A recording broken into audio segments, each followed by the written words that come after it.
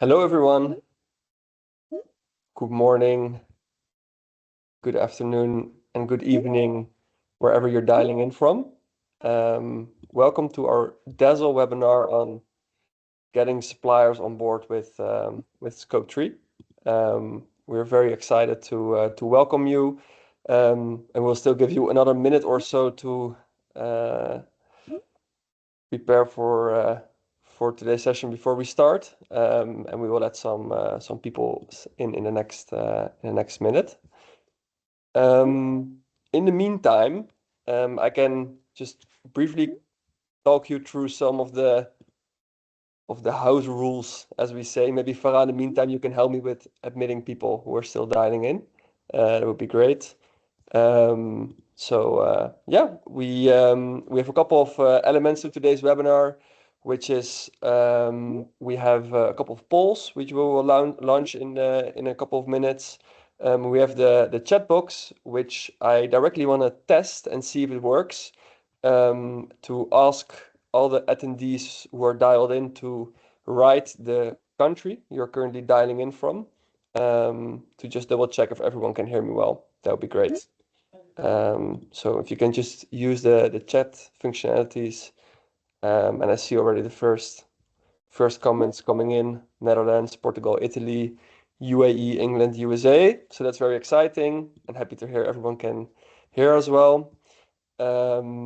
Yeah, so we can start with today's session. I think we're 3 minutes in, so most people have already joined. So again, a very warm welcome to everyone who is joining us today. My name is Robert. I'm the founder of Dazzle, and we're very excited to host today's session for you.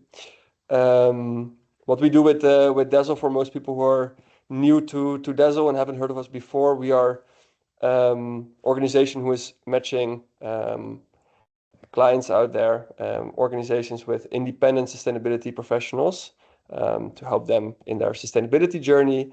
And we are joined today by a very exciting lineup. The Dazzle webinars, we do these webinars on a monthly basis, based on what you guys vote for. So also at the end of today's webinar, we have another poll where you can vote for the topic which we will tackle next. So it's a very interactive session, also interactive format on which topics we host the webinars. And ideally, I think today we would like everyone to walk away with, a better understanding on how to tackle Scope 3 supplier engagement, but also learn more about all the different perspectives that the different panelists today will bring. And I'm hosting today's webinar panel session together with Farah, who is my colleague. So maybe Farah, you can introduce yourself and take it from here. Yes, thank you so much, Robert, and welcome to everyone, and thank you so much for joining us today. I'm Farah. I'm Dazzle's Global Community and Partnerships Manager, and I'm super excited to be hosting this session together with Robert today. I think I'll dive right in and introduce today's topic, which is quite a painful one for a lot of organizations, both large and small: Scope 3 emissions. Scope 3 emissions are often the most significant, and I would say the most complex part of a company's carbon footprint. So today we'll explore why tackling Scope 3 matters, what are the most common challenges that companies face, what practical steps can be taken to address those challenges. And I'm joined by a fantastic group of speakers: Maddie, a learning and development specialist from Science Based Targets Initiative; Phoebe, Target Validation Senior Manager from Science Based Targets Initiative. I don't know if Mike was able to join, but he's on the list, and hopefully he has a bit of technical issues. He's head of enterprise sustainability at Avery Dennison. And finally, Nelise, who is a Dazzle freelance consultant and a very seasoned Scope 3 expert. Thank you all for joining us today. I'm already looking forward to our discussion. And I think we can get started, right, Robert? Or Yeah, absolutely. And I think also Mike is able to dial in the end, so we will just check it in a bit. Not sure, maybe Mike are you able to speak? I hope you can hear me. Apologies for the technical issues. Yes. Fantastic. We made it just in time, so very happy to have you on the panel as well. I think we start with a couple of polls, right, Farah? Is that right? Yes, that's true. We want to start with some polls, just to, keep the energy and the buzz, and also check the pulse of the audience who has joined us. If you want to get started with those, Robert. Yes, I think everyone should be able to see the first poll. Just where is your organization today on Scope 3 reporting? We're very, very curious to hear a bit more about where you stand with regards to Scope 3, also to just, steer the webinar and today's panel session in certain directions based on everyone's input. And we also have a second poll coming after that, which is what is your biggest challenge with Scope 3? Choosing from data availability, data quality, supplier engagement, or internal buying and resources. And how does your company currently engage suppliers when it comes to Scope 3? We know already from some previous conversations, we have very different maturity levels in today's session, which is exciting. From people who are just starting out to more mature organizations when it comes to Scope 3 supplier engagement. So we would love to hear from you guys how you are performing. And the first results are in. So not sure if anyone is everyone able to see those results? Are you able to see the results, Farah? Yes, The I am sample? actually. Quite interesting too. Actually, it's moving very Yes. here and there. So you can see it's very various audience that we have. Yeah, absolutely, indeed. So it's good that to see that most of the people are already tackling Scope 3, and also surprise, surprise, that supplier engagement is one of the biggest challenges why we're here today. And also that most people have already started when it comes to engaging their suppliers. On top of that, they've already started with Scope 3 itself. Yeah. So that's great.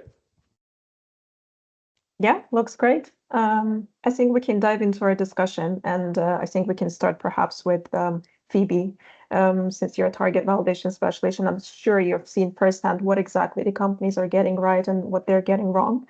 So I guess my first question would be, what would you say are the most common challenges that companies face when it comes to Scope 3 emissions? Is it data gaps? Is it difficulties with supplier engagement, which, based on our questionnaire, the poll seems to be, or perhaps something else that you have observed? I'd be happy to hear your thoughts. Thank you, Farah, and thanks to yourself and Robert for having us here today. Very happy to be here. So a little bit about my background. I'm a senior validation manager, so I sit within the validation team in SBTI. I've been in the validation team for my whole time at SBTI, which has been 3.5 years. So, seen many companies come through the validation process at varying levels and varying stages. So by and large, by the time that a company comes into the SBTI validation process, they should already have, of course, a fairly developed understanding of their Scope 3 emissions profile. However, in saying that, we do see that many companies have, reached different stages of their greenhouse gas data maturity. And while some may arrive with very well developed inventories, utilizing some supplier specific data, there are, many, I'd say a really significant chunk that are coming to the SBTI validation process with high level spend-based estimates. And given that knowing where to start is probably one of the biggest challenges for those entities less familiar with the greenhouse gas accounting realm, I think these lower barrier spend-based approaches are very useful as an interim measure, since they do help companies identify their most material categories or suppliers. However, once that initial screening is complete, then challenging next step is deciding where to focus your efforts towards those deeper collaborations with suppliers. And I'm sure Mike and Elise will talk around the challenges around developing those relationships. But from the target setting perspective, obtaining some level of supply specific data from the start should be strived for, in my opinion. And this is because if a company's base year inventory is made up of entirely spend-based or industry average data, it can become quite difficult to demonstrate the impact of your decarbonisation initiatives. So depending on how many years prior your base year was, it may become increasingly more challenging to retroactively apply those subsequently obtained supply-specific emission factors to a far older base year. Or if you are applying those supply-specific emissions factors to your previous year's activity, the emissions impact of your company's decarbonisation actions can then sometimes be rendered invisible or minimised. So building data sharing and collaborative relationship with suppliers is key, of course, not just for setting those credible targets, but for tracking and demonstrating progress against those targets throughout the duration of your target timeframe. Thank you. I think that was very, very insightful, and I'd also be very curious to hear thoughts, for example, from Mike, because Mike is someone who is sort of coming from the company side, and I love the fact that we have so many different perspectives in this panel. So you tackle the challenges from target setting perspective. Mike, can you tell us a little bit about what is the most challenging aspect for you as someone who has to drive it from the company side? Yeah, I can echo exactly what Phoebe said, just in terms of what we have experienced and frankly are currently experiencing. So we have been on our Scope 3 greenhouse gas reduction journey for several years. We are actively engaged with our procurement team as they have those relationships with our key suppliers. But we did start with a spend-based methodology to get ourselves off the ground and get moving. We have the ambition and the goal of moving to obviously full supplier-based data. But the reality is today we're in a hybrid. So we've shifted away from 100% spend-based to now using true and actual data from the suppliers where we can get it through CDP supply chain, direct engagement with suppliers through conversations. And what's really interesting is if you look at the data that we've reported over the last couple of years, you would have seen us increase our Scope 3 emissions, which because it was spend-based, we were buying more raw materials, our business was growing. Of course, that makes sense. When we've recast it using supplier information, we've actually seen a net reduction. So you can get very, very different results based upon the data quality and the access to data that you have. So I think that data quality and getting real data from suppliers is absolutely essential. The only other thing I would say is you need a playbook.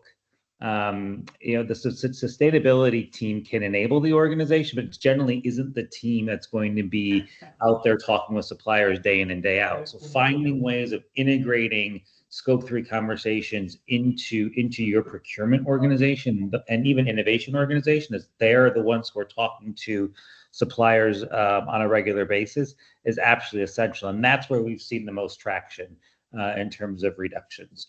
So I would say focus on your data first, and then find a way of integrating with some sort of playbook to engage those people who are talking to suppliers on a regular basis to incorporate it into their daily conversations.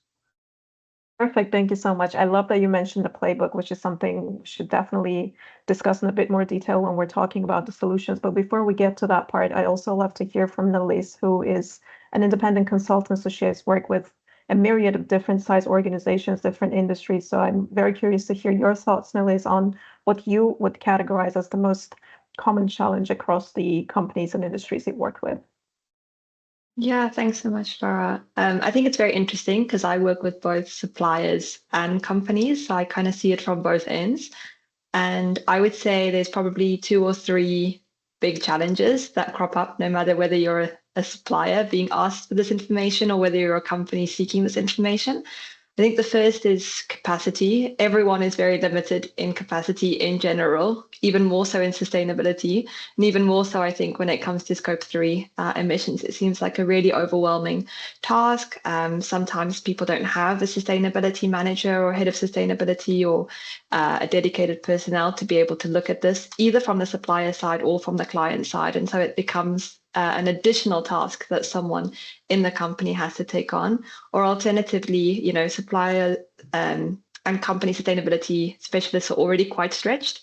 So I think limited capacity can often then impact the level of supplier engagement, or even how eager companies or suppliers are to start with a supplier engagement program or to respond to requests. I think the second thing is around education. So people don't really understand Scope 3 or generally what supplier engagement really means. And so I think if there's a misunderstanding about how much work is required or where you can start and how you can work towards it, people often don't engage. And I think the last is there are obviously lots of competing requests. Companies are sending out lots of requests to suppliers to complete not only sustainability or Scope 3 related requests, and suppliers are needing to respond to multiple different clients, often in multiple different ways and formats. So I think it can be very difficult to know what to prioritize. And sometimes if a task seems too challenging or too complicated, then I think companies and suppliers sort of struggle with that. So I would definitely echo what Phoebe and Mike said, but having seen it from both sides, I think it's very similar challenges that crop up. Yeah, I think what you mentioned around capacity and education kind of underscores what Mike and Phoebe were mentioning about data and data quality and data availability. They're kind of all interconnected. Like if you have basic understanding and education, then it would be more, I guess, less challenging to gather that data and to analyze that data and to provide that data. But if there's no understanding and no real resources, then obviously it takes everyone to square one. I think we're all aligned in terms of what the challenges are, and I'm sure the challenges that we talked about are also very familiar to our audience.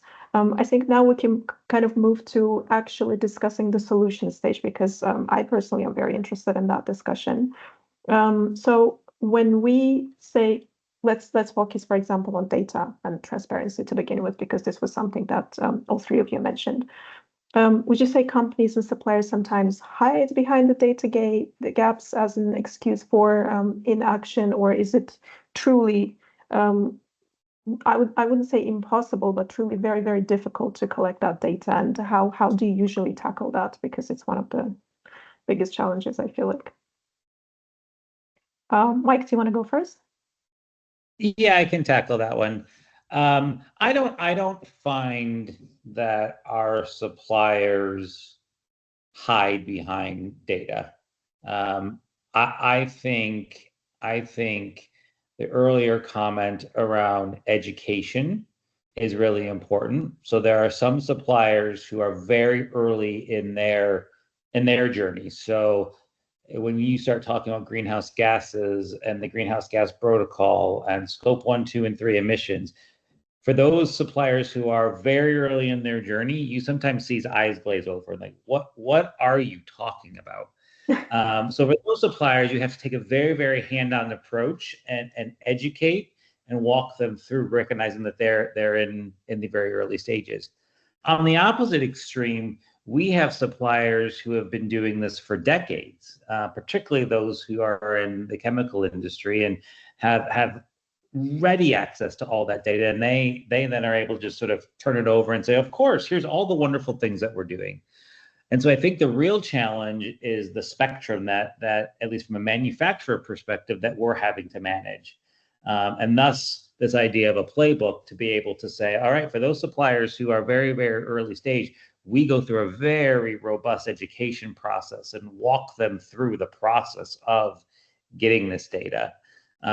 And those who are very, very sophisticated, you're at a completely different level of conversation, talking about direct access to data. You're talking about reduction efforts and reduction programs and joint innovation. So it really, that's for me the biggest challenge, is just for our procurement organization, for our sustainability organization, to span that spectrum. And thus the idea of this playbook that we've rolled out this year to help engage. But no, I think I've not found suppliers are trying to hide. I think sometimes the data is hard to get. Sometimes they don't know what we're talking about. And I think the other reality is, and it's a reality for us as well as a company, sometimes our data systems just aren't strong enough to collect all this. And so there's just internal machinations that you have to go through your IT organization as well. So it's kind of meeting your suppliers where they're at on their journey if you really want to drive this activity. Mm-hmm. That's really interesting. Can you tell us a little bit more, perhaps, about the playbook? Is it like a guidelines that you share with your suppliers? Does it also have a training component to it? How exactly do you engage? How do you tackle that education element when you're dealing with not very mature suppliers? Yeah, so it starts with first prioritization. So we look at our scope 3 profile, and as a manufacturer, the vast majority of our scope of our greenhouse gas emissions, and of course our scope 3 emissions, sit in our raw material supply chain. So within that, we start prioritizing and saying, what are the biggest hitters? Where can we make the biggest impact? So you start there. Then we have a playbook that looks at the sophistication of the supplier, but also sets some fundamentals. So we have fundamentals around supplier policies, whether they are environmental or social, code of compliance, code of conduct, things that sort of form the baseline of this playbook.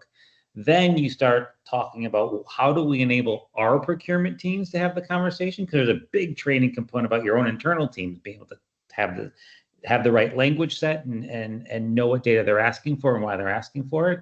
And then depending on that sophistication, we go from anything of just really basic training of this is what the greenhouse gas protocol is, here's how you calculate scope 1, 2, and 3, to then, depending on the level of sophistication, just increasing the level of conversation. So it is a document that our procurement team has. It's a tool that they use to help them navigate the conversation. And then there are specific tools that sit within it that customers can then choose to use. Some of them are mandatory if you want to be a supplier to Avery Dennison.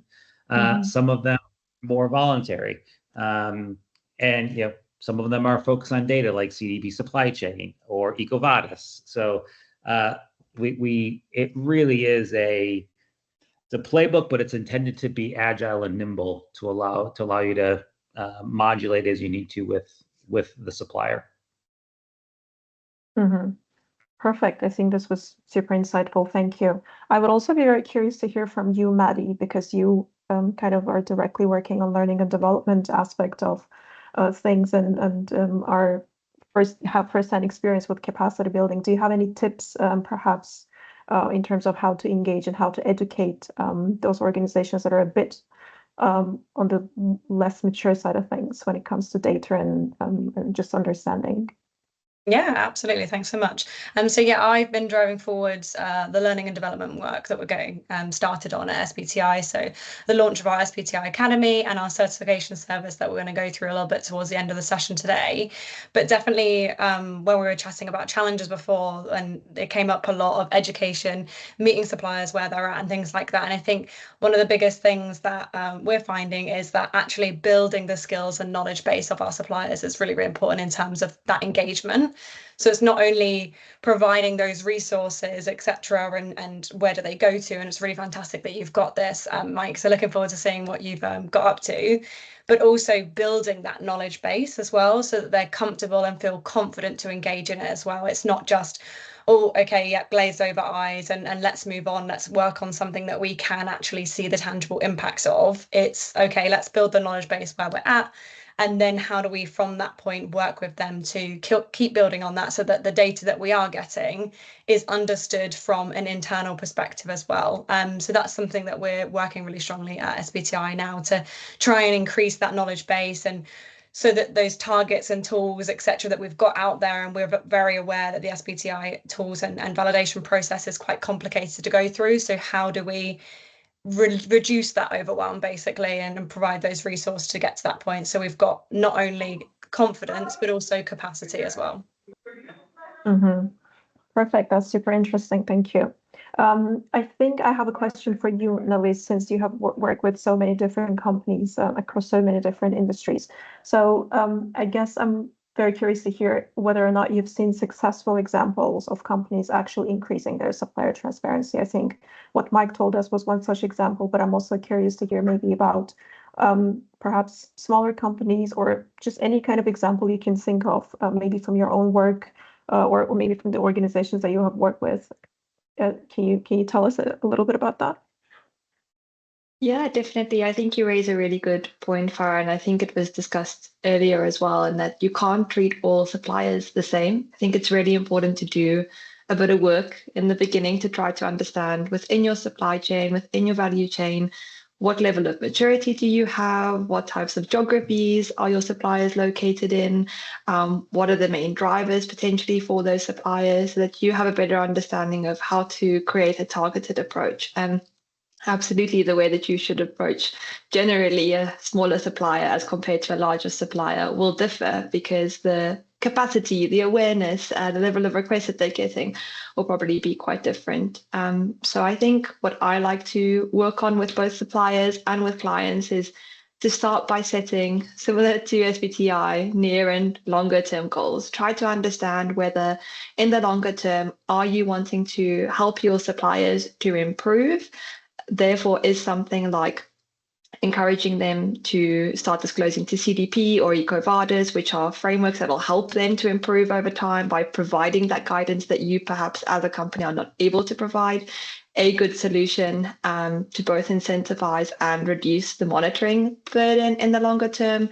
And in the shorter term, maybe to more actively engage with them, whether it's providing tools or resources, or engaging with them directly in the near term, to make sure that they are then in a process of development and they are able to improve their maturity, and then they can over time benefit from disclosing to these other frameworks, which will then also be requested most likely by other companies, and help them that way. Or is your goal that you just necessarily need to get immediate data, or data focused specifically on Scope 3 emissions?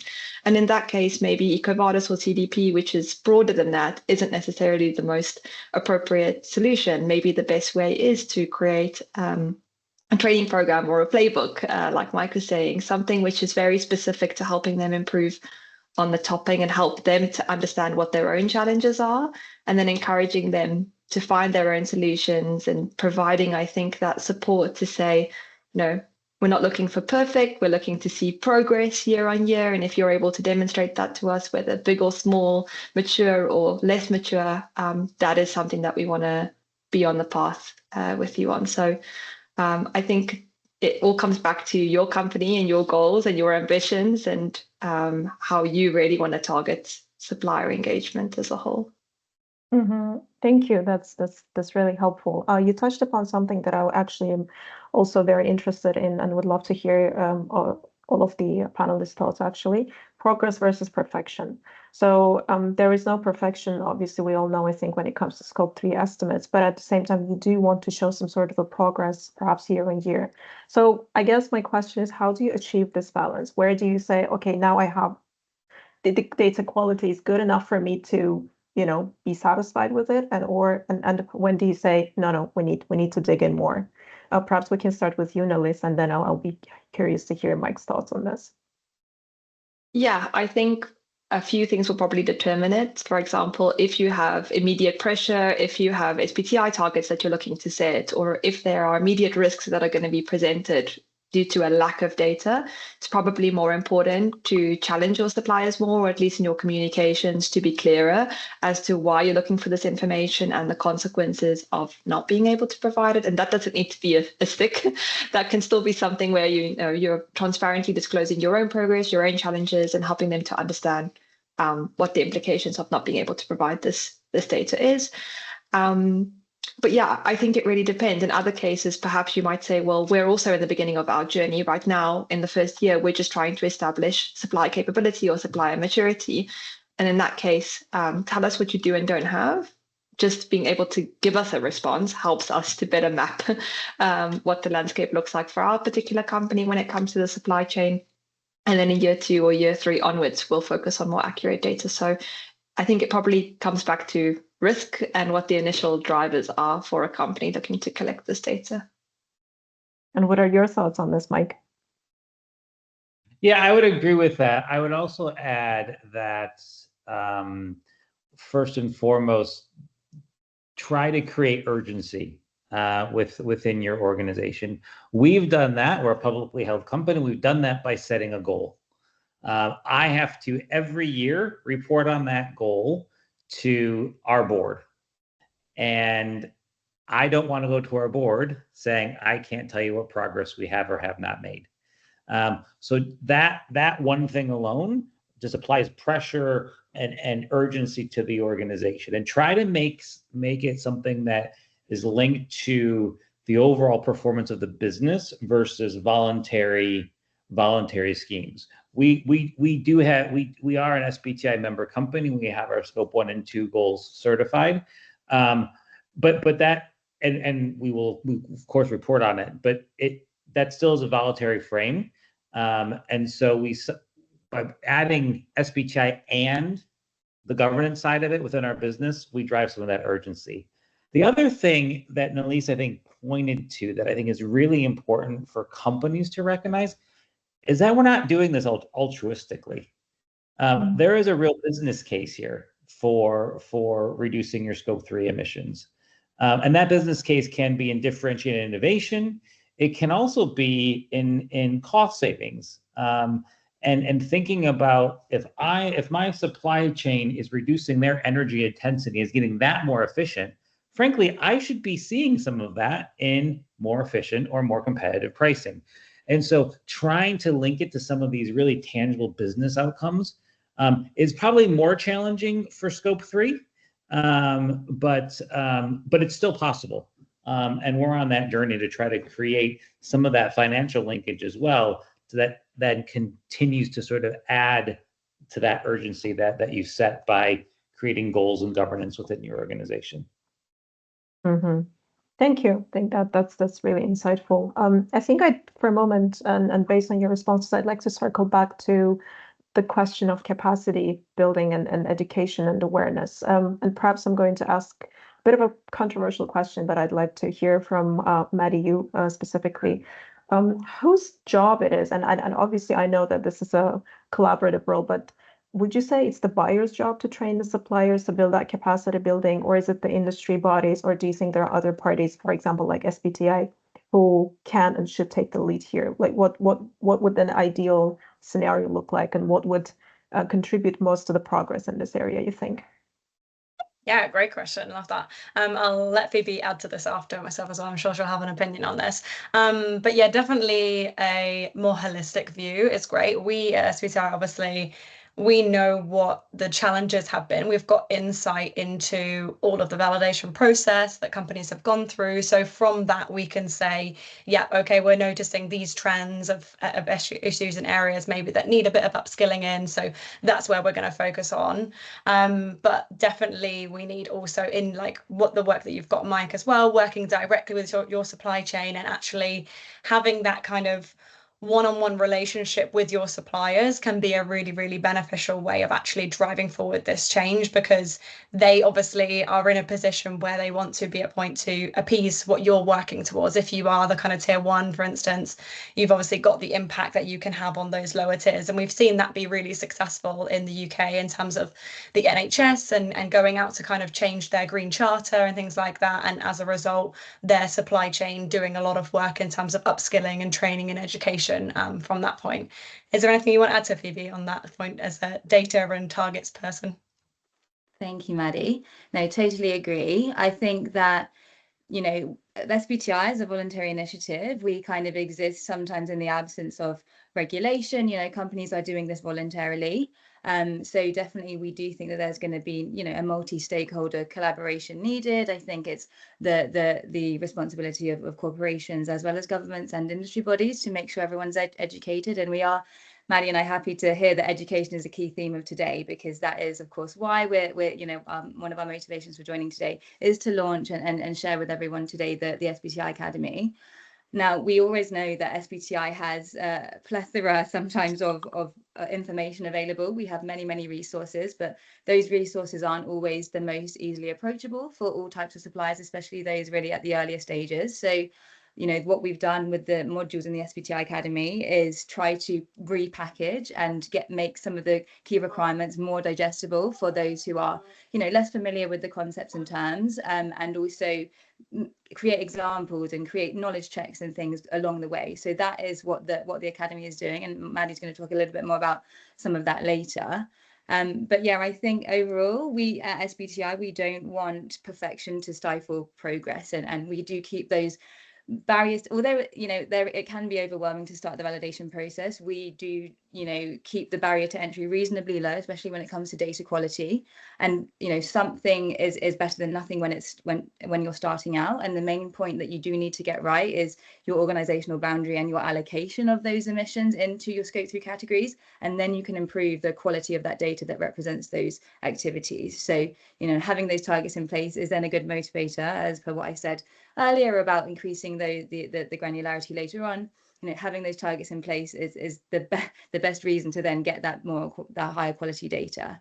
So yeah, I think that's what we would say from SBTI side. Yes, that's indeed, that does sound holistic, and I think a multi-stakeholder approach is something that would work for everyone without necessarily burdening one set of stakeholders.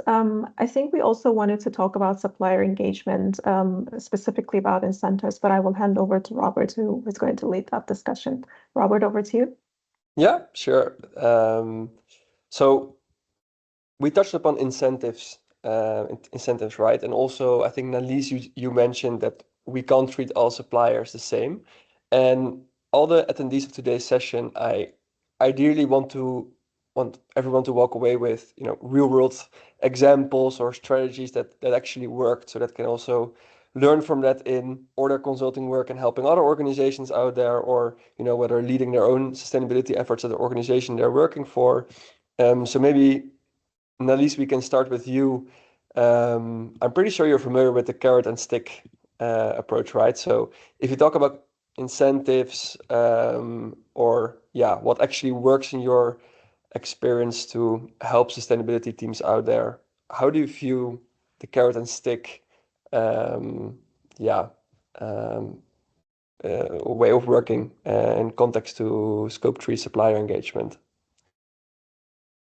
Yeah, I think it's a really good question. I think you have to kind of look at carrot and stick, and then also like a narrow or a broad approach. So I think if you look at your top emitters and you realize that those top emitters also correlate to very high spend or very strategic contracts that you have, you probably have a lot of leverage, I think, to be able to drive obligations and to try and bring it back to contractual agreements and to try and enforce that more. I think you can also then bring it back to things like favorable tenders and how the supplier might benefit, since there is a strategic relationship there. Whereas I think if it's a very small supplier or it's less strategic, of which there will be many, I think it's very hard sometimes to try and bring it back to contractual obligations or to try and incentivize them, because to them you are one of many clients, and vice versa. So I think it's really important to understand what the correlation is between the leverage that you probably have, the amount of strategic connection or relationship that you have with that supplier, and then use that to determine whether the carrot or the stick is the better approach. I always think that if you approach people more from the carrot side, where you're transparent in your own progress, you show how you're willing to support them, and you try to provide solutions, people are much more willing to respond than if you're just laying down obligations or hitting them with the stick. But I do recognize that, yeah, there are differences there. Yeah. Mike, is there anything you would like to elaborate on from your side? Obviously, you have the in-house perspective, working with the suppliers as well. Yeah, we don't like a carrot. We don't like a stick. We think a stick often feels penal, and that doesn't really build long-lasting supplier relationships. So we'll use a stick pretty in a pretty limited fashion. I think it starts with setting the expectation based upon the type of organization you are and your values and what you value in a supplier, and looking for people who value the same. And so it really starts with that sort of conversation. I think the second thing that I always ask our teams to remember is that this is a negotiation as well. And one of the first rules of negotiating is to make certain that you put yourself into your negotiating partner's shoes. So understand their perspective. So, to Nelisa's comment, yes, a small supplier may not be strategic to us, but sometimes we're 80% of their supply. So you have a ton of leverage. In other cases, it may be you're 2% of their supply. And so it really takes a fairly detailed approach to really understand the different perspectives so that you can either incentivize with purchasing decisions or favorable terms. There's lots of tools in our procurement team's toolbox to play, but it really depends on where that supplier sits in your strategic profile and your long-term view of them. Yeah, that's how we approach it. Thank you. And I think we should move. We should move to the next section. I think I wanted to also give the word to you, Maddie and Phoebe, around the topic. But I believe overall, the Science Based Target Initiative is very well known for sharing a lot of knowledge when it comes to scope 3 or overall supplier engagement. And also one of the reasons why you guys are in today's session is to speak a bit more about a very recent development that you guys have been working on in the SBTI Academy, which is a new certification. So maybe I will hand the word over to you, Phoebe and Maddie, to elaborate a bit more on that and tell the audience through a special announcement, if I can call it that way, where you have been working on and what is going live very soon. Amazing. Yeah, I'm going to share my screen. Hopefully this works and everyone can see it okay. We've got used to working back on Teams today. If you could just let me know, Robert. We can see it. Yeah. Amazing. So yeah, obviously a lot of kind of what stems through the conversation today and kind of thread through has been around education, engagement, building capacity, really kind of building a layer of foundation of knowledge to engage our supply chain. So yeah, we're really excited to kind of do actually our first webinar announcing this, which is exciting to join Dazzle on this side. So we are launching the SBTI Academy coming in the end of September. And it's split into 3 sections. The first 2 sections I'm going to talk through, which are more around training and then kind of that capacity building side. And then I'm going to hand over to Phoebe to talk about the certification side, which is very much for those that are maybe already SBTI experts in a way, have taken through validation and really kind of clued up on everything from GHG protocol to engagement of supply chain, for instance. So the first part of SBTI Academy is our kind of training modules. So it's split into 2 hubs, we're calling it. One is the onboarding hub, and this is very much for those that are maybe kind of newcomers. So maybe it's members of your supply chain that aren't necessarily engaged at all right now. There's not someone internally that's building on the sustainability agenda, and you're just wanting to start getting them engaged. And what does this actually mean? What is even a kind of brief overview of what is climate science, for instance. So this is really a kind of introductory level training. So it splits into those 5 modules that you can see there, everything from understanding technical concepts to starting your target setting journey, and then a couple of routes into this. And then the second aspect that we've got, the practitioners hub, is maybe for those that are a little bit more kind of aspiring experts in SBTI. So they're looking to build on foundational knowledge. Maybe they've read our kind of resources that we've got right now, but need what is typically considered by many to be very complicated documents that are out there, and actually kind of drilling into these and giving it a more contextual focus and more case study based focus as well. So the really nice thing about this aspect is that pretty much most of this is free to access. So when we go to launch at the end of September, this will be free for anybody to sign up for, make an account, go through all of our modules and complete these. And then we do have a kind of paid section, which is for those that want a little bit more in-depth knowledge around applying these actual practical situations. And I'll hand over to you, Phoebe, because of time perspective. And Phoebe will go through the kind of certification side, which is our kind of paid for part of the SBTI Academy. Awesome. Thanks, Maddie. Perfect.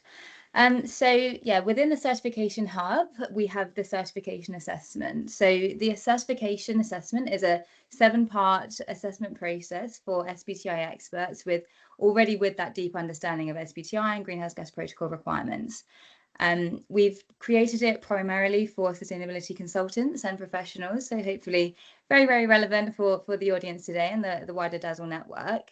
But something to note and something to just clarify, that the certification assessment is an assessment only. When you purchase the assessment, you do get access to some of the premium training modules. However, the wider SBTI Academy is not designed to take a total novice through to entirely prepare them for readiness for passing the assessment. So the assessment has been created for those who are already, very, very proficient in the requirements of SBTI and GHGP, and we do signpost to our technical documents if you do need to, fill any knowledge gaps that you have. Next slide, please. So this is the overview of the 7-part assessment for the certification. So each section varies in the number of questions and the length of time to complete, and we do have slightly adjusted pass marks for each section as well. Our most substantial sections are sections 1 and section 4, so greenhouse gas inventory creation and modelling targets. Those are obviously very, very critical aspects of the target setting process, and so those are where we found that the bulk of the questions lie. We are a little bit tight on time, so maybe I'll just gloss over some of the requirements of some of these. If we could just go to that last slide just quickly. In terms of the greenhouse gas inventory creation, we are testing, of course, the interpretation and application of greenhouse gas protocol accounting requirements. When it comes to selecting the correct guidance, we are talking here about how you assess your understanding of the various SBTI submission options, as well as the required thresholds for sector-specific guidances, such as power, buildings, and forest, land, and agriculture. In terms of identifying target type, section 3, this is around the different target setting methodologies and then eligibility of those over different scopes and the best practice context in which to use the different target setting methodologies. Modelling targets is a really substantial question around core target formulation concept. So mostly about target ambition requirements and target coverage requirements. Then sections 5 and 6 are about completing the submission form and then answering validations around your submitted data in the validation process. And then finally, section 7 is around understanding the differences and the nuances between the terms of triggered rebaselining, triggered target recalculation, and triggered target revalidation. So yeah, hopefully that's a good quick overview. And then we'll just move to the next slide. Again, won't spend too long here, but this is a mostly multiple choice assessment with some numerical calculation, so freehand input required. And across all 7 sections, there are 110 questions that are taken from a wider pool of 350 questions. So no 2 certification assessments should be exactly the same. And it also means that you have two attempts per section, and it may mean that your different attempts will have different questions as well. And the assessment is also uses simulated greenhouse gas inventories and company structure information to underpin the assessment, obviously to ensure likeness to real life scenarios. So from our side, the goals of creating the certification, we wanted really primarily to create consistency within the validations that we receive, the submissions that we receive in validation. So we often experience many companies arriving to the validation process with different interpretations of the same requirements, and we can only fit so much detail into the standards themselves. And of course, we are also inheriting requirements from standards that we don't author, such as the Greenhouse Gas Protocol. So we wanted to find a way to create that consistency and for individuals to credibly attest that they are applying the requirements in a way that is required for the validation process. We also wanted to create and generate a wide pool of trusted experts that are trusted not only by us in SBTI, but also for companies that are seeking validation preparation services. And with all of that in mind, we ultimately hope that over time this will lead to fewer misunderstandings and unexpected technical issues in the validation process itself, and that will lead to a more efficient validation process and experience for everyone involved. Next slide, please.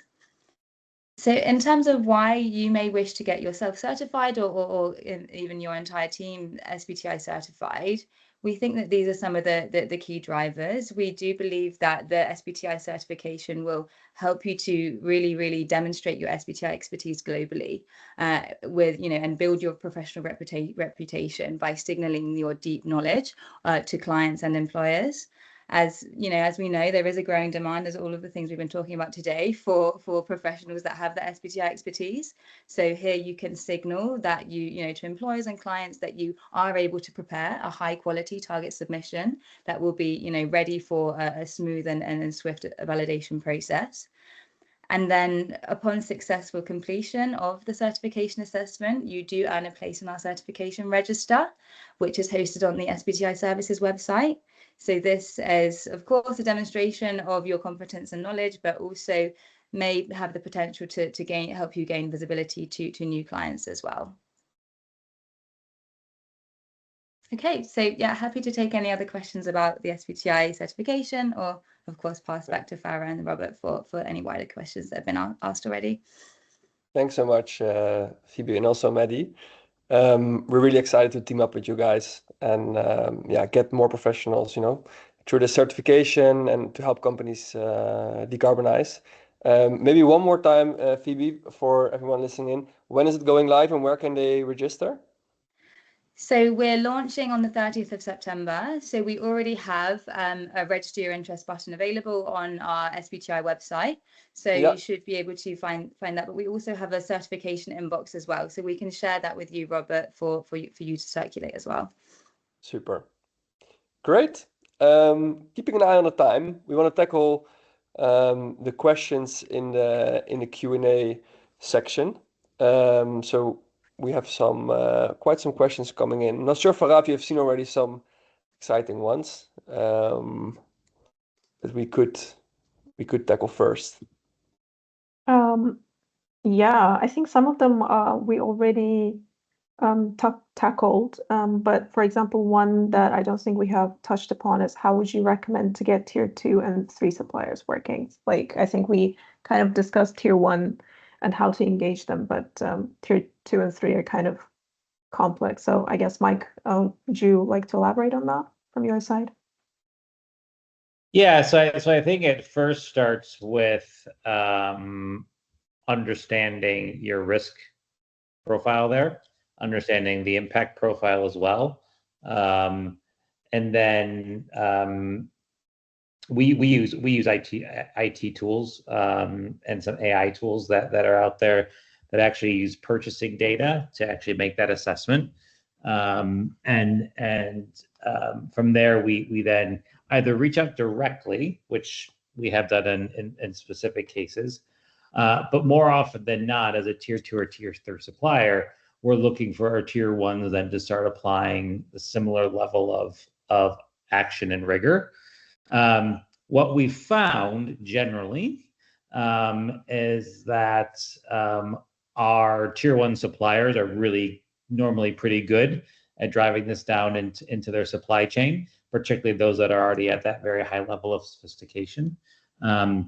But as I said, but we do reserve the right to go reach out directly if we're not seeing the action. And then I also just sort of indicated in the chat here that we also have a sort of supplier code of conduct that we require everyone to sign. So that goes further into into our supply chain. And then we use an audit protocol to actually assess all elements of our code of conduct, whether that's the environmental side or the social side. And then we have very specific regimes around follow-up, including zero tolerances and immediate cessation of activity. So we've sort of set a culture or an expectation within our supply chain of how you do business with Avery Dennison, and I do think it starts there, and then you just start laddering on from there. Mm-hmm. Perfect, thank you. I think this is going to be very helpful. Next question, I think Nalisi would be best person to answer since you work with smaller companies as well. The question is, what would you recommend for a smaller company with limited resources working with big suppliers? I think that's a really good question. I think start by probably pooling all of the requests that you're getting from the different companies into a single place, whether it's an Excel file or a Word file, just get it all together, start to understand what the similarities are between what you're being asked and then what the outliers are. And then again, go back and understand whether some of those requests are strategic requests, back to what Mike said earlier. Is there any benefits in potentially pursuing an action that would help you to fulfill a request, either financially or reputationally? And then I think try and find a way of making sure that when you communicate back to those requesters, of explaining the process that you're currently going through, the level of maturity that you're currently at, what you are able to disclose, and where you are coming against challenges, so that where you're having gaps in some of the information you're disclosing, they're understanding how best to support you, and it helps you hopefully to help them to drive change going forward. But yeah, I think by consolidating and then simplifying and then being transparent, that'll help everyone in the process. Perfect. And Thank you. I think that, oh, sorry. I would just add leverage your peers. I mean, there's other smaller organizations that are out there talking to these companies. So do your best to try to leverage peers, leverage networks, leverage tools like CDB Supply Chain, where some of this information is already being reported. And then for anyone who's an entrepreneur out there, if anyone can think of some really cool consortiums that they could pull together to actually make this data more readily available, I think everyone would love that. So there's a business idea for someone. Great, thank you. Next question, and I think this is going to be the last one we tackle today since we're a little short in time. Could you share what methodology you use to establish your Scope 3 target, given your reliance on suppliers? And I think, Phoebe, I'd love to hear your thoughts here, since you're literally the person who validates the targets. What is the methodology that you think is the best to establish Scope 3 targets? I think that in terms of supplier engagement, I think it very much depends on the composition of your emissions profile. And as I think Michael said earlier, how fragmented your supply chain is and how fragmented your procurement is. So when it comes to concentrating on certain suppliers or concentrating on having a broad approach, I would say that it depends really. So I think starting somewhere and being able to develop some collaboration with some suppliers to begin with, and then maybe using some of those emissions factors to apply to some of your other suppliers which are selling you similar products would be a good place to start. But it's not necessarily about choosing one or the other. You go for depth first and then breadth later, which will help that market transformation. Mm-hmm. Perfect. Robert, shall we move to wrapping up our session today? Yes, I think time flies. We're having fun, so it went really fast. But I want to close today's session with really asking everyone a quick question still, and a very important one. Which topic would you like us to tackle next? So I'm launching the poll now.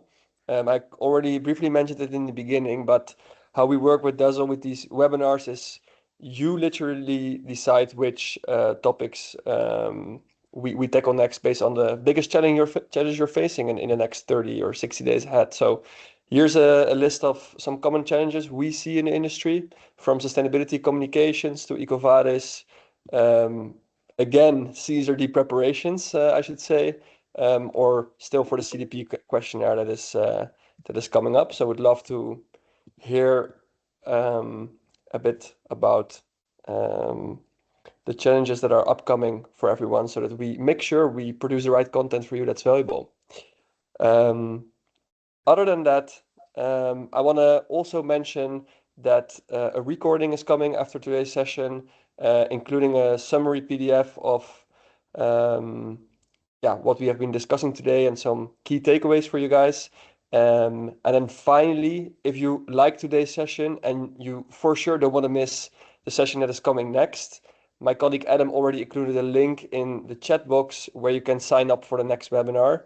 Even though the topic has not been determined yet, we are voting for it as we speak. But you can already sign up as a sort of a pre-register for the next webinar. Most importantly, I really want to stand still with thanking Michael, Nadise, Mehdi, and Phoebe for joining us today. Really grateful for your presence and your input. So yeah, on behalf of the whole Dazzle team, and I'm pretty sure also the attendees, we want to thank you for joining. I'm pretty confident we gave the attendees some good good takeaways, and yeah, also happy we could share a bit more about the program and certification SBTI launched, and learn a bit more about how Avery Dennison is also tackling Scope 3 supplier engagement, Mike. So thank you so much, and then also to you, Farah. So I think it's a wrap. We made it. Yeah. Thank you, everyone, Thanks for so much. joining. Thank you, our panelists. Thank you for a lovely session. Thank you so Have a Thanks, great everyone. day. Bye. All right. Thank you. Bye. Have a lovely Bye-bye. end of the day. Bye You bye. too.